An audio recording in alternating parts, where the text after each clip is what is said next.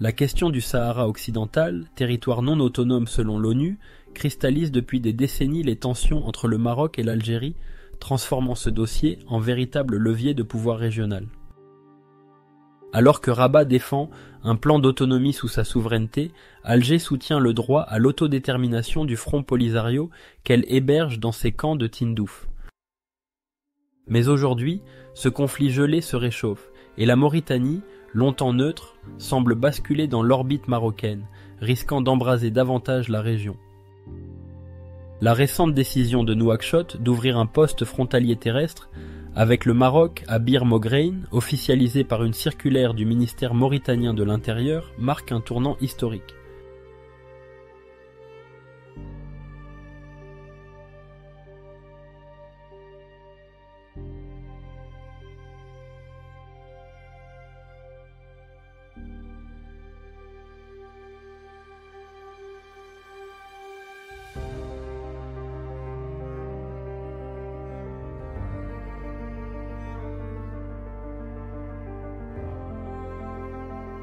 Ce geste, perçu comme une reconnaissance implicite de la souveraineté marocaine sur le Sahara occidental, a immédiatement provoqué la colère du Polisario et de l'Algérie. Pour les indépendantistes sahraouis, cette ouverture équivaut à une trahison, rappelant les affrontements sanglants de 2020 à Guerguera, où les forces du Polisario avaient tenté de bloquer la route commerciale vers la Mauritanie. Pour le Maroc, cette avancée est une victoire diplomatique majeure.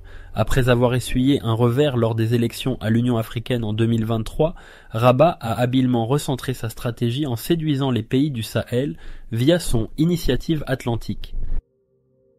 Ce projet, porté par Mohamed VI, promet aux États enclavés comme le Mali, le Niger, le Burkina Faso et le Tchad un accès direct à l'océan Atlantique via des infrastructures routières et portuaires.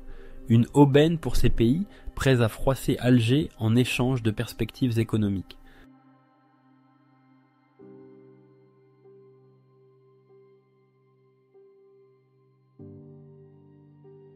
Le Maroc a presque achevé les 93 km de route reliant Smara au nouveau poste frontalier mauritanien, tandis que Nouakchott prolonge sa RN1 vers Bir Moghrein.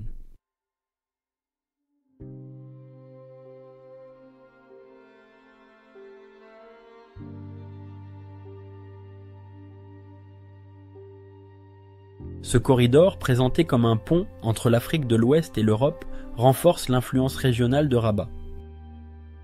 En offrant une porte vers l'Atlantique, le royaume s'impose comme un partenaire incontournable pour les États sahéliens, malgré les liens solides qu'entretient l'Algérie avec le Niger. Cette manœuvre isole un peu plus Alger, déjà irrité par le soutien croissant de Paris à la souveraineté marocaine. La visite de la ministre française Rachida Dati au Sahara occidental en 2025 a d'ailleurs déclenché une crise diplomatique, illustrant la sensibilité extrême du dossier.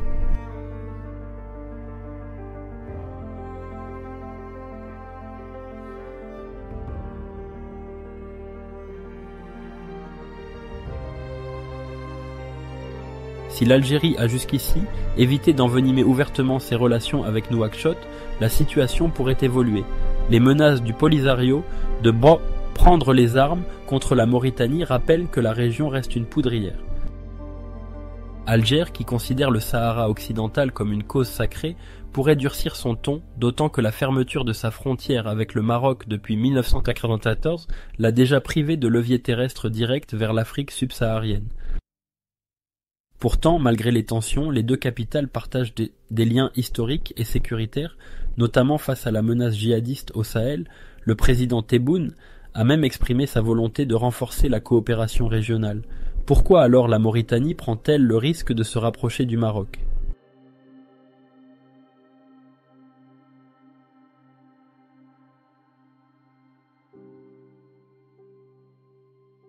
Les motivations mauritaniennes restent énigmatiques. Officiellement, le pays maintient une neutralité de façade, arguant de simples nécessités logistiques. Mais Rabat promet monts et merveilles, investissements massifs, projets d'infrastructures et intégration dans un réseau commercial dynamique.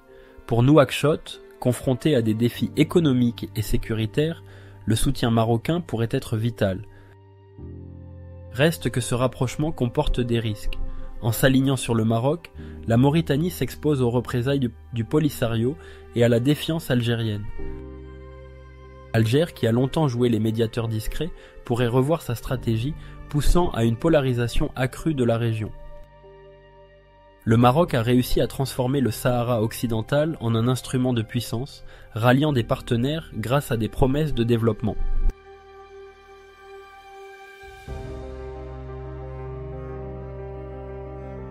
Mais cette stratégie agressive pourrait se retourner contre lui si les tensions dégénèrent.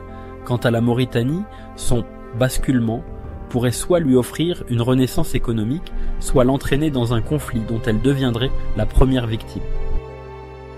Dans cette partie d'échec géopolitique, l'Algérie observe, contrainte de repenser son approche. La question reste entière. Le jeu en vaut-il la chandelle? L'avenir dira si les routes de l'Atlantique apporteront la prospérité ou de nouveaux chaos.